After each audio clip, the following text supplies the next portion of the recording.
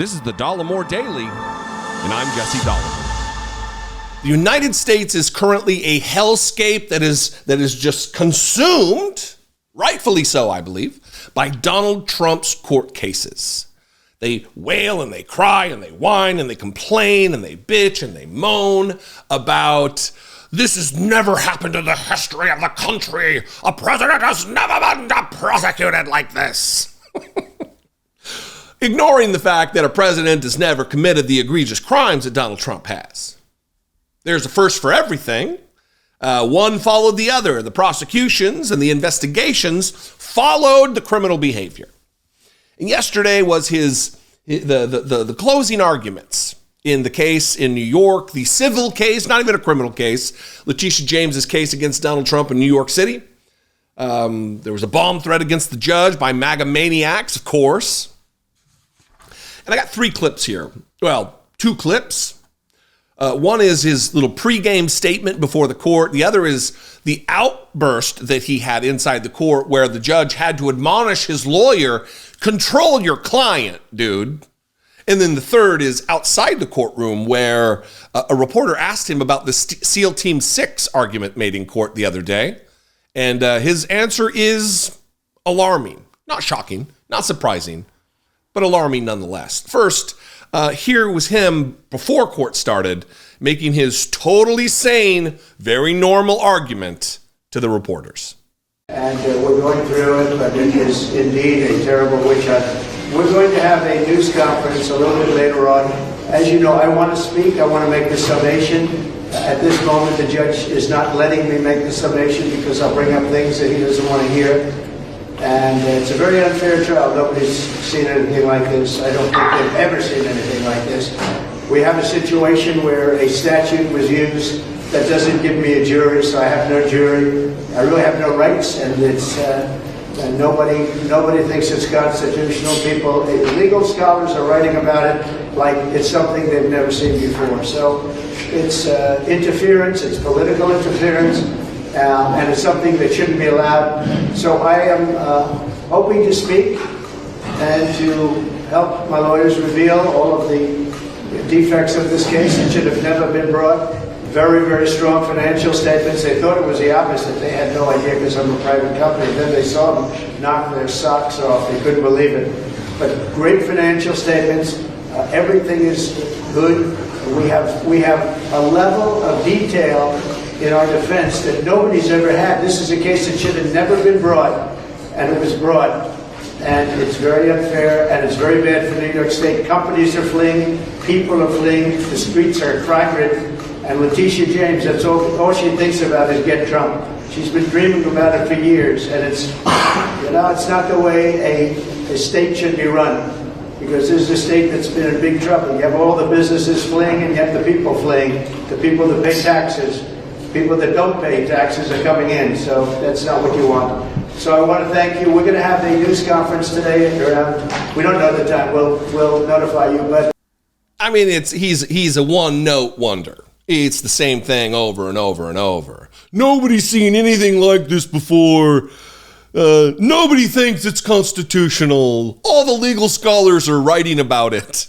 He never gives specifics. What legal scholars and where are they writing about this? People are overwhelmingly, it seems to me, by all the coverage that I consume, which is a lot, this is completely above board. I mean, to even have to address it is nonsense. The fact that this is just lies and propaganda from Donald Trump, just one after the other, after the other, after the other, appearance after appearance after appearance, day after day after day after day. Again, through repetition, they believe they can convince, at the very least, MAGA world. Doesn't take much. Donald Trump speaks, they believe it. But inside the courtroom, you heard him allude to the fact that the judge is not going to let me speak, not going to let me talk because he doesn't want to hear what I have to say. No, it's because there's rules of evidence. There are rules of procedure in a courtroom. You don't just get to ramble like an idiot like you did right there, Donald Trump. But the judge did, going far and above what he should be doing. This shouldn't have been allowed in my judgment, but the judge is more of an expert in these matters than me. It's his courtroom. He can run it as he sees fit. And Lisa Rubin, who's an MSNBC legal analyst, was apparently in the court and transcribed what she could from Donald Trump's statement. I'm going to read some tweets giving you an idea of what Donald Trump was saying before the judge cut him off and told Trump's lawyer to shut him up. This is it. Chris Kise asked for permission to have Trump speak. Engoron. Do you promise to just comment on the facts and the law? Trump starts speaking immediately without agreeing.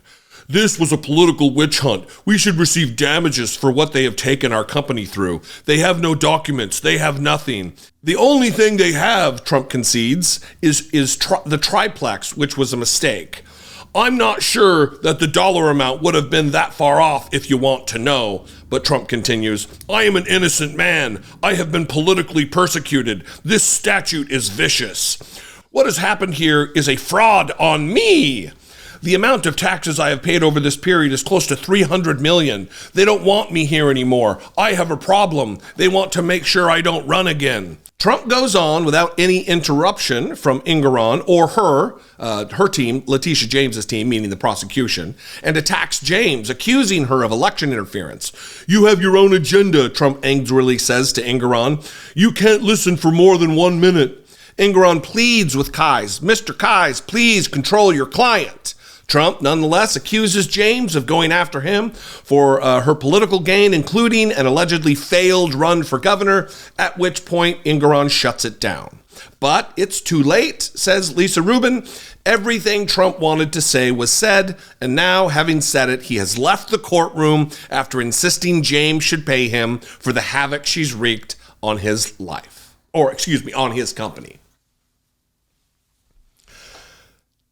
When are people going to learn that these second and third chances for Donald Trump, what did Judge Engoron, and it's not a criticism, it's just a question, what did he assume would be gained by allowing Donald Trump to speak in his own behalf in a closing argument? What was to be gained by allowing him, when the verdict's already been reached that he did? This is a sentencing. This is to get to how much of a penalty will be assessed to Donald Trump, whether he gets to continue to be in business in New York or whether there's just going to be a fine, which is upwards of $350 million or something. But what's to be gained? We know who Donald Trump is at his core. We witnessed the character of Donald Trump over the course of many, many, many, many, many years. He is a ne'er-do-well. He's not going to change how he operates. It's the same thing over and over and over. So when he left the courtroom, now I want to include this because I'm not going to just go do a separate video on it. He was asked by a reporter about the comment that was made, the argument that was made before the D.C. Appeals Court here in Washington, D.C. by his lawyer, John Sauer, about if Donald Trump wanted to dispatch Navy SEAL Team 6 to kill a political rival, he would have immunity for that, unless, he argued, he had been impeached and convicted in the Senate and removed from office. Then and only then could he be convicted for using the U.S. military to murder, ostensibly, Joe Biden.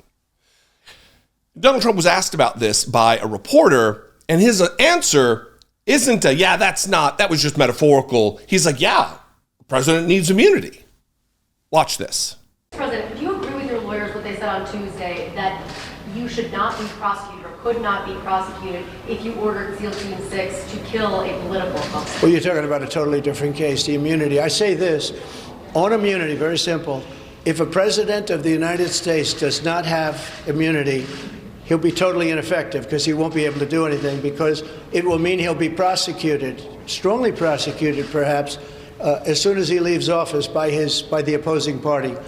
So a president of the United States, I'm not talking just me, I'm talking any president, has to have immunity. It should alarm you that Donald Trump didn't immediately say, no, that was just a legal argument in court. He just says, I need immunity because I'm president of the United States. They never answer the question of, if this is true, then Joe Biden would be well within his rights relative to this immunity claim to have Donald Trump murdered by SEAL Team 6. If Donald Trump can do it, then why is MAGA world not worried about Joe Biden doing that and being well within his rights as president of the United States, apparently above the law? going to get worse before it gets better. And 2024 is just, we are barreling toward chaos as the closer we get to the election. What do you think? I'd love to know. You can call, leave me a brief voicemail, 714-576-4054. Of course, as always, you can email me, daily@dollemore.com. You can leave a comment below. That's fantastic. I'd love to hear from you there. And if you appreciate what I do, if I bring you value on a day-to-day or video-by-video basis, hit that super thanks button. Become a channel member for $2 a month. Hit the super thanks. Did I say channel member join button? Yeah, who knows? It's Friday. I'm tired. Patreon.com/I Doubt It podcast is another way. Make sure you're subscribed. Follow me on social media. Blah, blah, blah, blah. That's me. Blah, blah, blah. I appreciate you very much. Thanks for tuning in. Have a great weekend. Be genuine. Take care of one another.